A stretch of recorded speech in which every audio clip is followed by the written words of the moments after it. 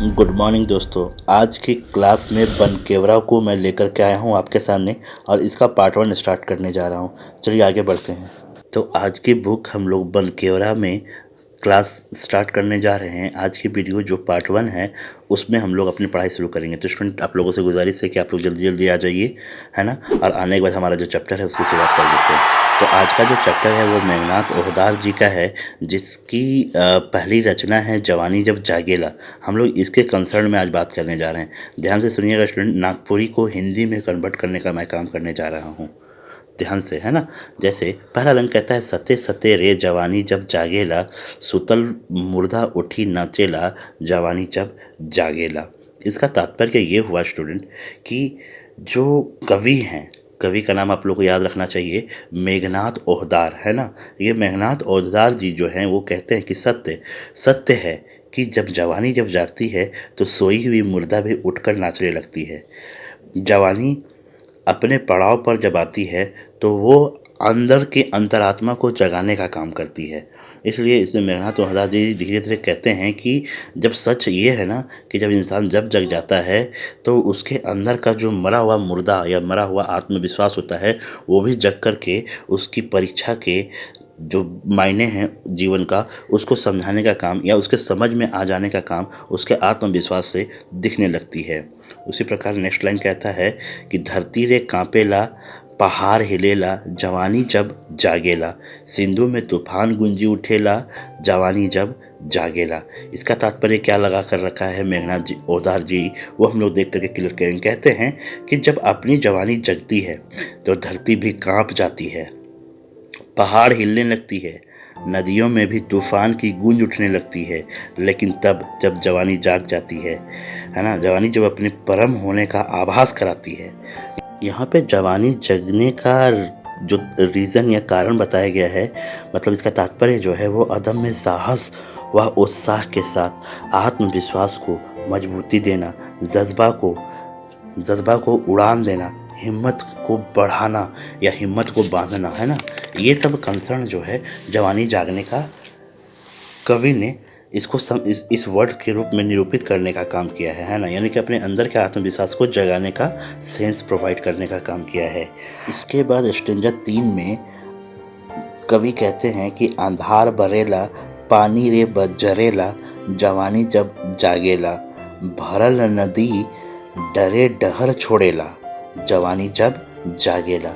इसका तात्पर्य जो कवि हैं वो कहते हैं कि जब आत्मविश्वास या जज्बा अपनी चरम सीमा पर होती है तो मानो कवि के अनुसार अंधेरे में भी ज्योति की किरण जल उठती है ना। और जल में भी ज्योति प्रकाश देने की क्षमता अपने में उत्पन्न कर लेती है ना। भरी हुई नदी भी डर से उसके जज्बे के सामने, उसके जज्बे को देखकर रास्ता देने का काम करती है और उसके जज्बे को सलाम करती है। लेकिन तब जब सही मायने में उस व्यक्ति का अपने आत्मविश्वास का जो प्रगाढ़ शक्ति है वो अपनी चरम सीमा पर आकर के हुंकार लगाती है कि हाँ, अब तुम जाग जाओ, तुम्हारे लिए ये बहुत ज़रूरी है।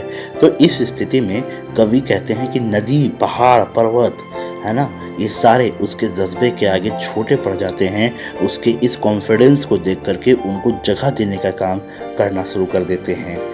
नेक्स्ट पैरा जो 4th स्टैंजा है वो कहता है कि धूर सोना बनेला, सुखल गछ फरेला, जवानी जागेला, कालो कोनो करेक नी पारेला, जवानी जब जागेला। इसमें मेघनाथ जी हैं वो प्रस्तुत पंक्ति के माध्यम से ये कहना चाह रहे हैं, जब इंसान की अपनी जब हौसला बुलंदी को छूने के कगार पर होती है तो धूल भी जो है ना, मिट्टी, धूल या फिर मिट्टी का जो कंसर्न है वो आप समझ सकते हैं, उनको छूने मात्र से, धूल या मिट्टी को छू देने मात्र से वो सोना के रूप में कन्वर्ट हो जाती है। सूखे हुए वृक्ष भी फल देने की स्थिति में आ जाती है। और जब कुछ कर गुजरने का जज्बा होना तो उसके आत्मविश्वास के आगे काल, जो आप जानते हो काल, है ना, काल भी उसका कुछ बिगाड़ नहीं सकता। ये कॉन्फिडेंस है, ये जज्बा का लेवल है कि आदमी जब चाह जाए तो किसी भी लेवल पर जा कर के किसी भी बहुत बड़े शक्तिशाली चीज़ों को टक्कर देने की स्थिति में आ जाता है।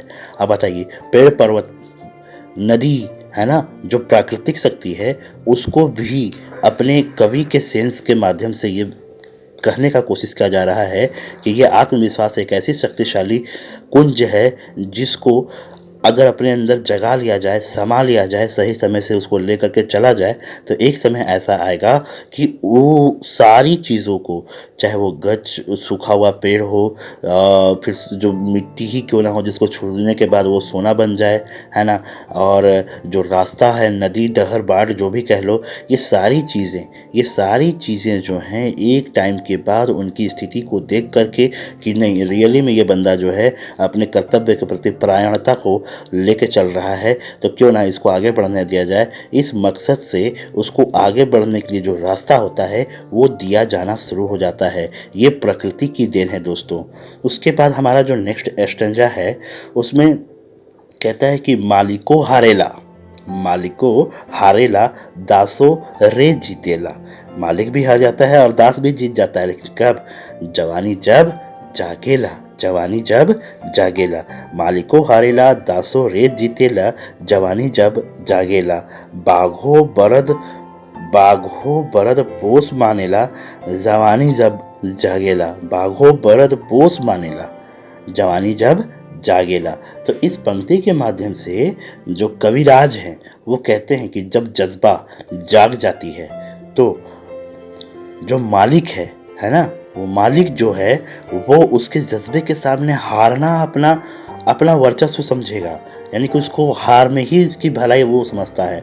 और जो गुलाम हो और उसका जज्बा अगर जगा हो तो बताऊं कि गुलाम होकर के भी वो अपने जज्बे के सहारे अपने मालिक को हराने की क्षमता रखता है और स्वयं को जीत हासिल करने तक का साहस अपने मालिक के सामने दिखाने का वो जज्बा रखेगा।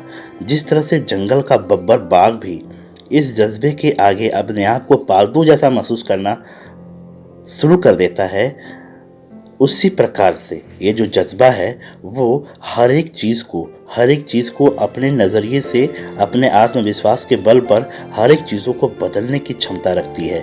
इसलिए स्टूडेंट, अगर आप नौकर हो या बहुत छोटे तबके में अभी अपने आप को एवेलुएट कर रहे हो विदाउट जॉब, तो आप लोग इस तरह से अपने आप को ना माने कि मैं कल का मालिक हूँ और मालिक जैसा बर्ताव करें। अपने लिए जो मेहनत है उसको संजो करके रखें, उसको ले करके चलें, ताकि देखिएगा ये लाइन आप पर भी लागू हो जाएगा। मालिक हारेला दासो रे जीतेला, जवानी जब जागेला। बाघो बरद पोस मानेला, जवानी जब जागेला। चाहे मालिक हो उसको भी हार मानना पड़ेगा, आप नौकर हो कोई बात नहीं, आप एक बार जीत के दिखाओगे। बाघ जो है, जो शेर जंगल का राजा होता है, वो भी अपने आप को राजा कहने वाला, मतलब अपने आप को पालतू जानवर समझने लगता है। लेकिन कब? जब ये कॉन्फिडेंस, ये जज्बा उसके सामने आकर के उससे टकराती है तो उसको भी महसूस हो जाता है कि नहीं, ये जो सामने वाला चीज़ है ये काफ़ी इफेक्टिव है, इसके सामने मुझे झुकने में ही, अपना नतमस्तक करने में ही मेरी भलाई है। ठीक है। इसके बाद जो आखिरी स्टेंजा 6 है वो कहता है, मेघनाथ मातेला जवानी गीत गावेला, जवानी जब जागेला। हथकड़ी अलघटे टूटेला, जवानी जब जागेला। देखिए, ये कवि जो है, कवि अपने आप को ही कह रहे हैं कि जज्बे की धुन में मेघनाथ भी मात जाते हैं, है ना। इन्हीं के धुन में रम जाना, मगन हो जाना, ये जज्बे की पहचान है। यानी कि जिस तरह का जज्बा है, जिस तरह का आत्मविश्वास है, वो उसके आगे क्या करते हैं, रम जाते हैं। और जो इस जज्बे के सामने लगी हुई हथकड़ी बेरियां हैं वो भी टूट जाती हैं, जंजीर आसानी से टूट जाती हैं। लेकिन कब? जब जज्बा या अदम्य साहस आपके आत्मविश्वास को इस तरह की शक्ति देने की स्थिति में आ जाए, तब आपकी ये जो जवानी जब जागेला का जो संघर्ष है वो अपने परम पराकाष्ठा को प्राप्त करने की स्थिति में होता है। ठीक है। तो यहाँ पे मेघनाथ मातेला जवानी गीत गावेला, जवानी जब जागेला। हथकड़ी अध घटे टूटेला, जवानी जब जागेला। इस बात का भी तात्पर्य आपको समझ में आ गया होगा। चलिए स्टूडेंट, इसके बाद जो हमारे पास कुछ वर्ड मीनिंग्स है उसको हम लोग देखने का काम करते हैं। शब्दार्थ के क्रम में पहला वर्ड जो है वो शान है ना। शान का मतलब होता है गुमान। ठीक है, गुमान, कॉन्फिडेंस जिसको कह लो। अभिमान, ये कॉन्फिडेंस जो शान है ना, वो एक रुतबे जैसा चीज़ है। अभिमान, वो थोड़ा सा घमंड है ना, ओवर कॉन्फिडेंस जिसको कहते हैं, गर्व हो गया, घमंड हो गया। उसके बाद एक और वर्ड है सेखी छितियान, देख रहे होंगे, तीसरा वर्ड है सेखी छितियान, जिसका मतलब होता है बिखर जाना। क्या होता है? बिखर जाना। नेक्स्ट वर्ड है रुचिक, रुचिक नागपुरी वर्ड है, ध्यान दीजिएगा। इसका मतलब होता है पसंद करेक, मतलब किसी चीज़ को लाइक करना, पसंद करेक। उसके बाद नेक्स्ट है पतियात, पतियात वर्ड है पतियात, मतलब किसी चीज़ को विश्वास करना। इसको नागपुरी में कहेंगे विश्वास करेला, है ना। पतियात का नागपुरी मीनिंग है विश्वास करेला। उसके बाद जब जवानी जागेला, इसका कुछ वर्ड मीनिंग देख रहे होंगे नीचे जो शब्दार्थ के रूप में है। एक वर्ड है कालो, कालो, काल का मतलब है काल भी, है ना, जो नेचर, जो हम लोग कहते हैं ना प्रेजेंट पास्ट फ्यूचर, जो ये नियति है उसको काल कहा गया है।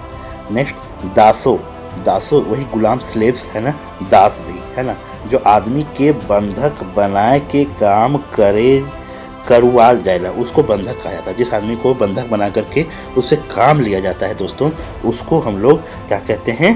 दास कहते हैं।